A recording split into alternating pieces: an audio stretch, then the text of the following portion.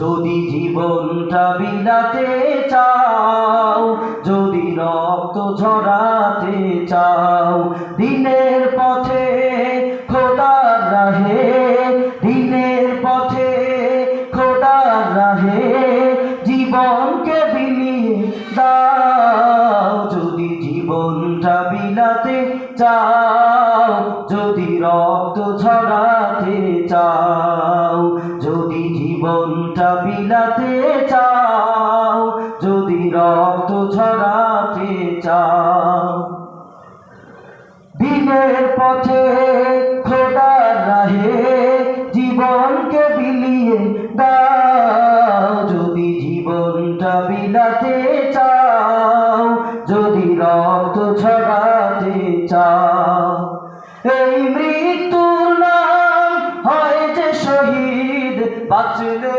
হয় গাজী। এ পথে মরলে মহান প্রভু আল্লাহ থাকেন রাজি।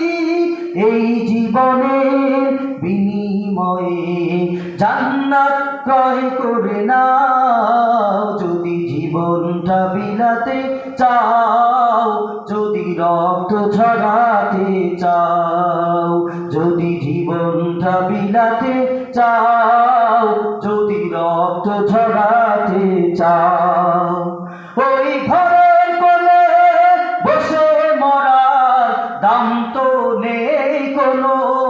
খানকা ছেড়ে বাইরে এসে বাতিলকে ঠাঠানো, ওই ঘরের কোণে বসে মরার দাম তো নেই কোনো।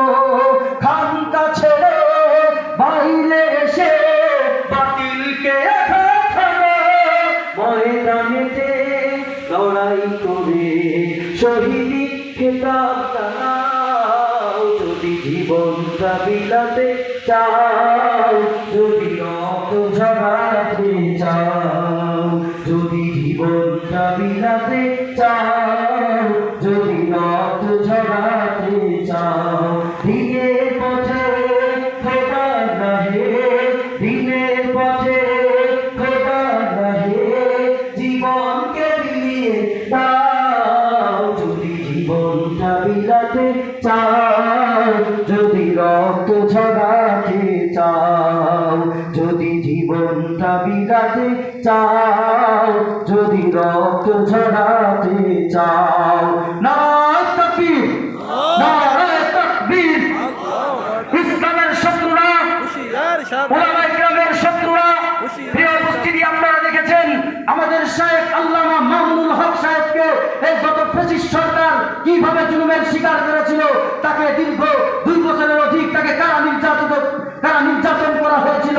আর উলামায়ে কেরাম আমরা কারা নির্যাতনের শিকার হইতে চাই না, জুলুমের শিকার হইতে চাই না, ঠিক কিনা? এখন থেকে ইসলামিক দলের কাজ করতে হবে, বাংলাদেশ খিলাফত মজলিসের ছায়াতলে আসতে হবে। তন্ত্র মন্ত্র দিন শেষ,